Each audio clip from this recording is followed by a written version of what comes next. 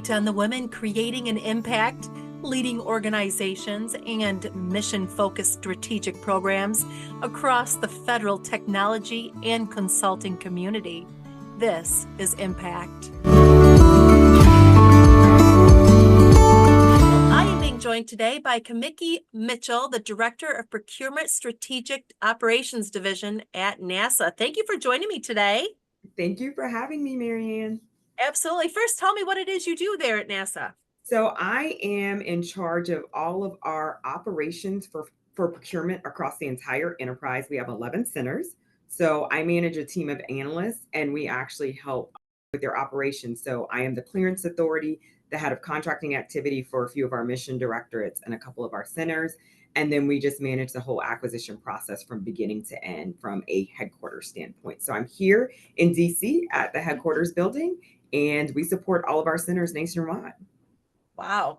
So tell me about your journey and how you got to NASA. And is there an experience or event that you believe helped steer you down that current path? So, that's a great question and a funny story. So, growing up, I always was into fashion and briefcases. I always knew I wanted to be the boss of something, not really sure what. Like, that was my path. Like, as little girls, we all have our thing. That was my thing. I loved high heels, wearing my mother's high heels, and wanted to be a buyer. So, earlier in life, that was just my thing, wanting to be a buyer. So I double majored in apparel merchandising and design at Auburn University, and then I received my master's from Troy University. While at Auburn, I went to New York for 6 months and I interned with Kenneth Cole because, again, I loved fashion. Wow. Thought that was all I could do was buy in fashion, didn't realize that it would lead me down here. So I worked for JCPenney's and Michael's Craft Stores, their corporate offices as a buyer very early on in my career. Then I shift into bank acquisitions. And then with several other turns and twists, I ended up working federal government and entered into my federal service career as a buyer contract specialist at Maxwell Air Force Base, Gunter Annex.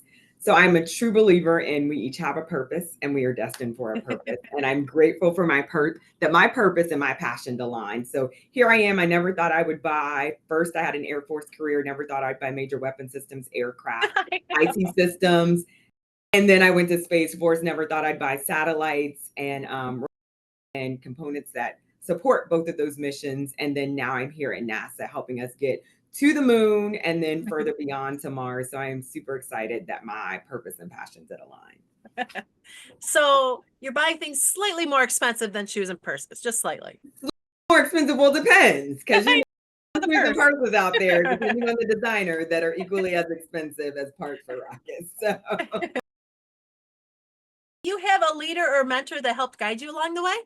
So I have had many mentors and leaders in my career that have guided me, but there are two that are a true testament to my career. And both of them were actually at my appointment ceremony. And I really owe my career to them, particularly for their guidance, their direction, but also their redirection. Because I think that's the part that we fail to understand from mentors, that, can always go our way. And when you have people who are brave enough to redirect you and redirect your path and put you on a better glad path than you even saw for yourself, that's something that is truly magical. So one in particular is DOD acting CIO for several years, do not even have the same background. Just by chance, we were placed together, and I owe two other gentlemen who were mentors in calling her saying they saw something special in me and I needed a mentor that looked like me, and that was a woman. And they placed her in my life,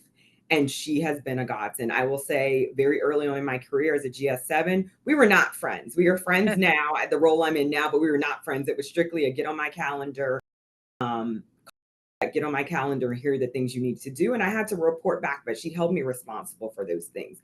She also encouraged me, and this was a catalyst in really pushing my career off. She encouraged me to leave a position that I was extremely comfortable in. I didn't see that I wasn't growing, and she knew that I could grow more. She encouraged me to move out of my comfort zone and to continue growing.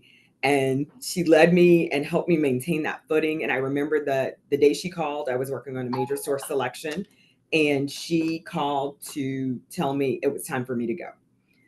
And she said, "Baby bird, it's time for you to leave the nest." Those were her words. And she is not a yeller. She's not, doesn't have a really strong voice, but she has, when she goes low and slow, she means business. And that was the initial catalyst to me leaving. And because of her, there is another mentor who was a former director of mine who he became a mentor and a lifelong friend as well. And it was between really the two of them that really directed my he, as the director of contracting at Wright-Patterson Air Force Base, we at Gunner Air Force Base eventually rolled under him. And I knew him and he knew me, but we just did not have the same mentor-mentee relationship until she got involved. He's now since retired, but he was also instrumental in guiding me through my career. And because he was contracting and acquisitions, he knew more about the career field, whereas she was the overarching mentor that can just kind of go through process and my comfort zone. And he really started to provide opportunities for me to continue to stretch myself and grow in my career, as well as some corrective action and put me back on the path, just like she did. And he was instrumental into me moving to DC. I did not want to participate in the Air Force's Legislative Fellows Program. I wanted to participate in the ELDP program, which was an executive leadership development program. And in that program, you got to go jump out of airplanes, you got to train with them, do all of the fun stuff. Yeah. Right. So I like all the thrills and all of that. And so you were able to do that kind of stuff. And I remember going to his office and asking for him to endorse me for that program. And he said, no, he wouldn't. And I said, well, he said, but I will endorse you for the Legislative Fellows Program because I really think this will be good for your career. And I said, that's not what I want to do. And he said, well, that's what I'm endorsing you for. And we had a bit of a standoff, and begrudgingly, I went back to my office and I filled out the paperwork for both of the civilian development education programs. That's what the Air Force calls them. And I put ELDP as my first because I am a bit times. And that was what I had my heart set on. But I reluctantly put the Legislative Fellows Program as my second choice. And I will say that was the second time that my career path truly catapulted and things changed. So between the two of them, they truly guided me. They are still mentors, confidants that I still call whenever I'm going to make a major career decision. I call both of them because I know that they're going to make sure that I make the right decision. They're going to ask me the hard questions. They're going to look in the mirror and ask myself hard questions. So I will say having people like the corner is always helpful. And I am forever grateful for people who provided that corrective action, because I think sometimes we miss that in mentors. We want them to just tell us what we want to hear and we want it to be always positive. And I don't think corrective action is negative, but sometimes we don't want that corrective action. So I appreciate having people who provided corrective action for me. And they also see things in you that you're not seeing. Yes. You have it in your head that you want to sell purses and shoes, and people will see things in you that you're like, there's other things. There's the bigger things. Right. There are bigger things, bigger and better things out there. And really, when someone believes in you and tells you you can conquer the world, I think that's the one thing that, and I will say this from when they both were at my appointment ceremony, young women, when we're leaders, people will label us as bossy or talkers, and they don't always see that leadership in you. So when you find people that can see that leadership in you and they're like, oh no, she's a great leader, and she may be direct, because they don't always say that about our counterparts. So I think, having people that see, oh, she's going to get it done, she's going to meet the mark, and just encouraging you to continue is always good. Did you ever get to jump out of an airplane? I did. So, and just by happenstance, a friend of a friend had some extra passes. His family had already skydived. So I did get to do that and didn't even have to worry about doing that for the program. And I have video and pictures to show it. So I was super excited. And I did that when I was in Ohio at Wright-Patterson Air Force Base. So it was absolutely amazing. I did spent the weekend working with the Collins families, and it was just a program that I volunteered for, and just so happened to get to do it with that because of a friend kind of. So that was just, it was absolutely the best. So I did get your way eventually a little. I did. Just not in the program, but I did. So do you have a pivotal, excuse me, 1 second. Heavens. So do you have a pivotal moment or experience that shaped your leadership style and approach? So I would say yes, for me, I do. Between working for Michael's Craft Stores and coming into the government, I worked for a regional bank and the bank acquisition analyst. So I was buying other banks for a bank. So go figure, I'm buying a lot of things, right? I always said I wanted to be a buyer, so I got to do that. I worked for a director, Lori. Lori supervised our entire division. She's a great leader, but I remember one day she called me and my supervisor into her office. And he continually tended to miss the mark. He just was not good at supervising. And I remember she was directed to hire him because it's, again, a regional bank. So his grandfather knew the bank. And she stated in front of me she shouldn't have hired him to be the supervisor. She should have hired me in that role. And that was a pivotal moment for me in just understanding that you have to hire the right person and you've got to be Yeah. brave to make those decisions and stand on those decisions, especially being women leaders. The second thing that Lori did that really shaped my leadership was, and you know, early on in my career, so she had another human moment where she purchased the entire division Who Moved My Cheese books. She called us in for a staff meeting and she handed everybody a book. She had made a decision to move in a different direction. One, the bank was moving in a different direction. And just knew that she enjoyed what she did now. She didn't know if she would, but also her husband's company was moving him. And so she made a family decision. And I remember her saying that, you know, always have change in our careers and just encouraging us to read the book. And she was thriving as she made this decision. And she just knew that we were having some restructuring. And she said, you know, encourage us all to read the book and to use it in our career. So it's still a book I have. But the one thing she ended the meeting with is change is inevitable, but growth is optional. And to always remember that in your leadership journey, you're going to grow, you're going to evolve, and making sure that you are open to that change and that evolution is going to be important. So that really shaped who I am as a leader because that's something I look at when team I have, be it a team here, team when I was at Space Force, Air Force. Each team is different, but I know we're going to continue to grow and change. So just being open to that change and understanding nothing is constant. So in Who Moved My Cheese, you know, that always is important, even when you're managing people, because sometimes we want to stay complacent and stay where we are. And it's not always the best thing for us. That's true. So how can we encourage more young women to aspire to be leaders and pursue careers that have been male dominated in the past? You know, exposure. So we don't know what we don't know. And I think that's the one thing we miss, especially with young women and girls, exposure and lack of exposure. So we have to meet them where they are. And we can't assume that all kids have the same opportunity and all young ladies have the same opportunity. In my prior role at Space Force, I ran a collaboration center that I set up, and we set up a STEM program, and it was really to reach students from pre-K to college. So I wanted to hit all students. And one of the biggest things was I wanted to share space adjacent careers because what people fail to understand is I am not a scientist, right? I work at NASA, but I'm not a scientist, but we are the business behind the science.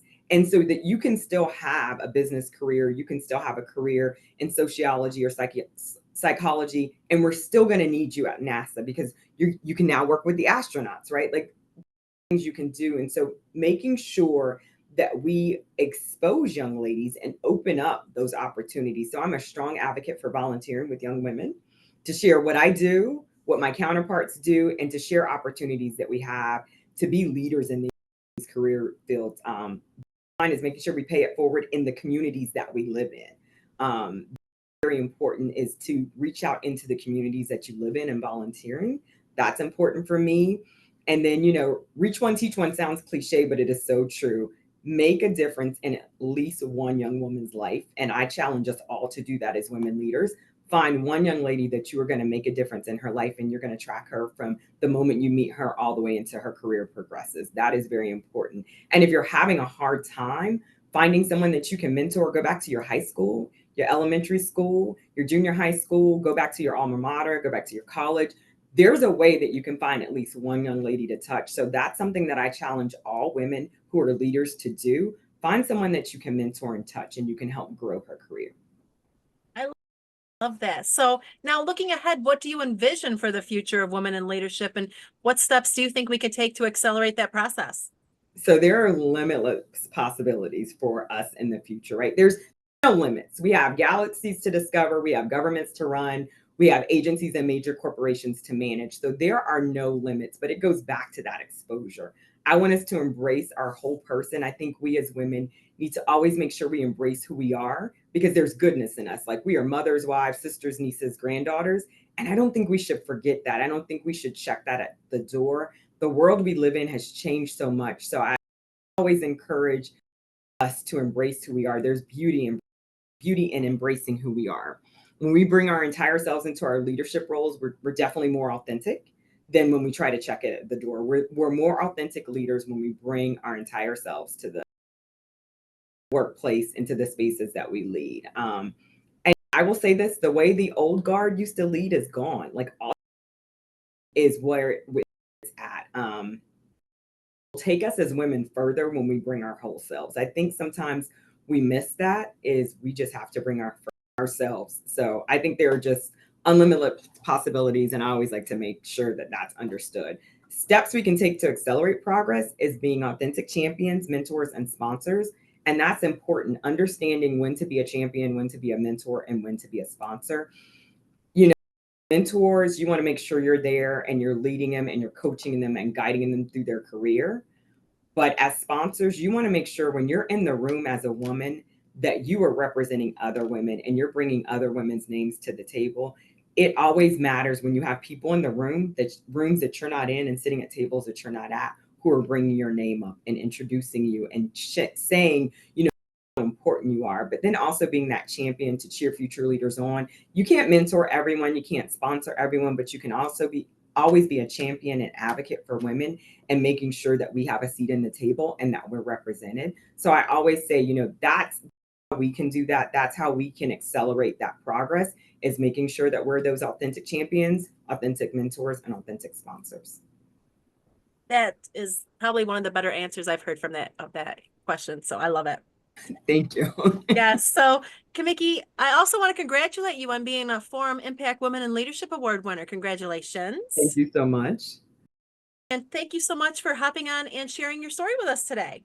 Thank you. I so appreciate that. This was a great opportunity. So thank you to you, to the Forum. This is a great opportunity to highlight people. I will share this with my nieces and their friends. I just had my oldest niece just reached out to me and said she wanted to learn about contract writing. She has no idea for whatever reason. That's what I actually do. So we have a whole meeting scheduled and I'm bringing her up so she can meet other people that are in acquisitions. So I'm super excited. So things like this are important because I really do want us to change people's lives. That's great. Well, thank you so much and have a great day. Thanks, you too.